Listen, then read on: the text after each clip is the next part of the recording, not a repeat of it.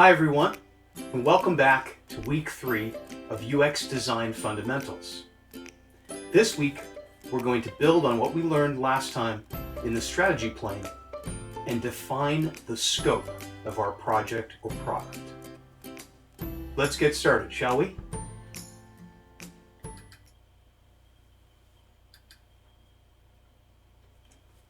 Before we get into the material, I'm going to take a few moments just to chat about the homework.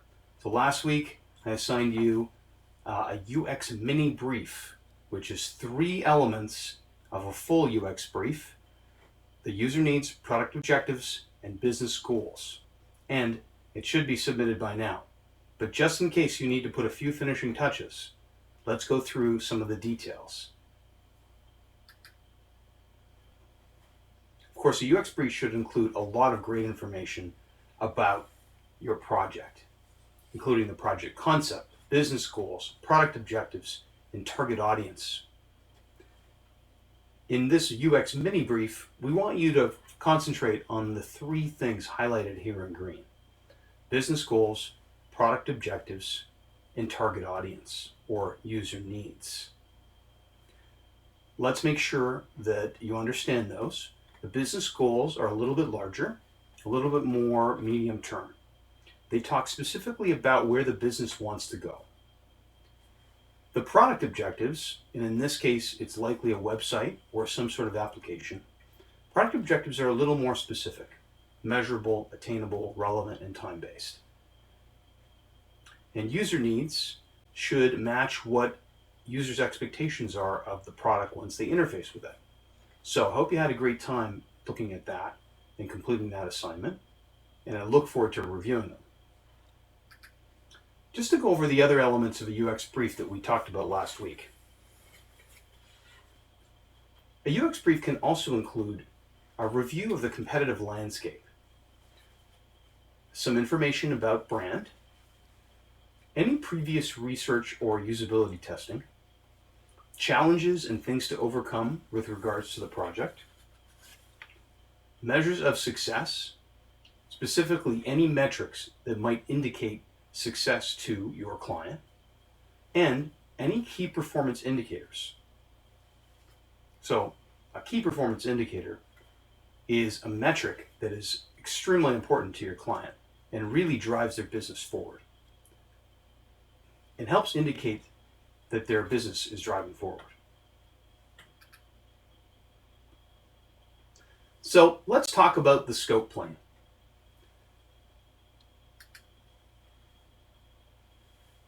The scope plane comes right after strategy. After we define what we're going to do, we need to take the next step and define how we're going to do it, how we're going to define exactly the way that it's going to be executed. And this is a critical step in the project, because what you put here and what you don't put here in this step really creates a ripple effect throughout the rest of your project. When we think specifically about the scope plane in the 5 planes of user experience design, there are 2 deliverables that we concentrate on mostly. They are functional specifications and content requirements. And today, we're going to have individual modules on each one of those deliverables.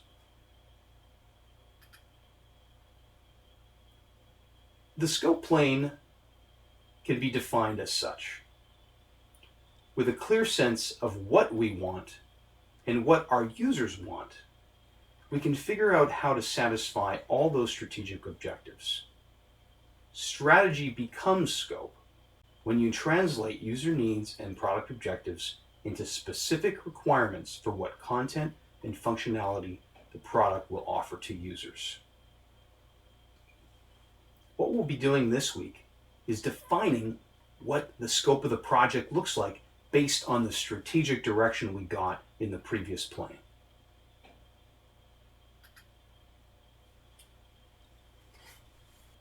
When talking about scope, in this case, we're talking about functionality and content. How our UX is going to function and what content is going to be part of it. In the strategy plane, we ask the question, why? Now we ask the question, what? What will our product do? And what will our product say? This is when we define functionality and content.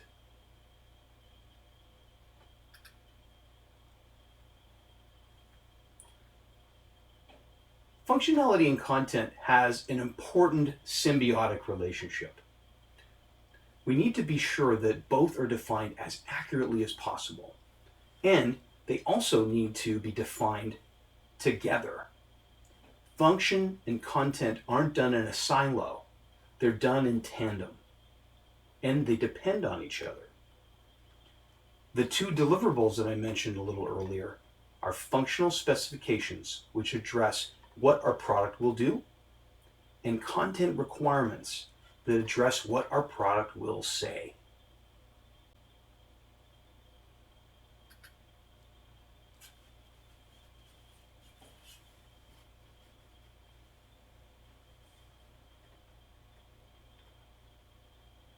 What this comic strip illustrates is that without functional specifications and content requirements, we might have no idea what a specific product does. In this case, the characters are judging the book by its cover. It looks like something specific and they define it as such. But without those functional specifications and content requirements, how do you really know what it's supposed to do?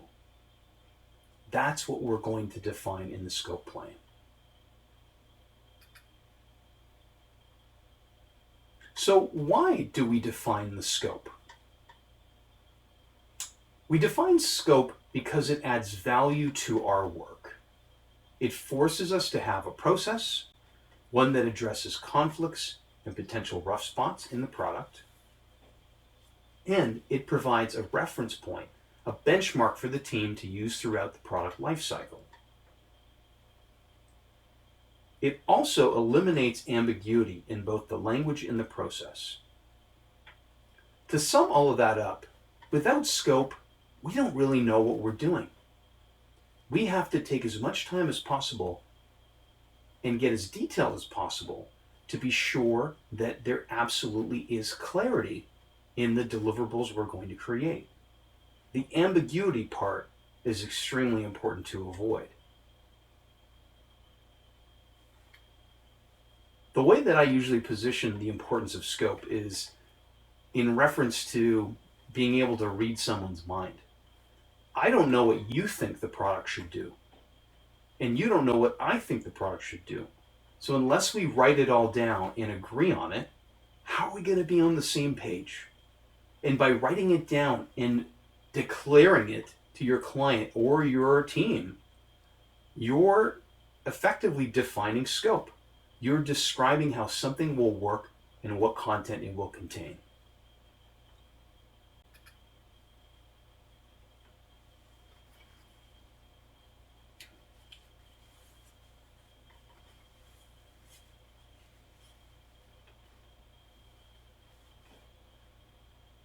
The relevance of this illustration should be fairly clear to you, but let me walk you through it in a little more detail.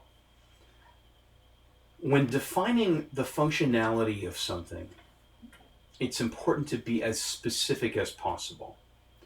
Imagine your client defined the application that's listed here without getting to that second point. It really does affect the amount of time, the amount of resources, the types of resources, and ultimately the budget that it will take for your project. The more detail that you put into the requirements, the better it is for everyone, both on the client side and on the agency side. The difference between a user taking a photo and checking whether they're in a national park, which is done by geolocation and geofencing, and detecting if the photo is of a specific animal type is a drastically different scope. Taking the time to really understand what the project is about in this phase is extremely important. You've just been introduced to the scope plane and how it works in the user experience design process. In the next module, we'll define scope even further. We'll see you in a bit.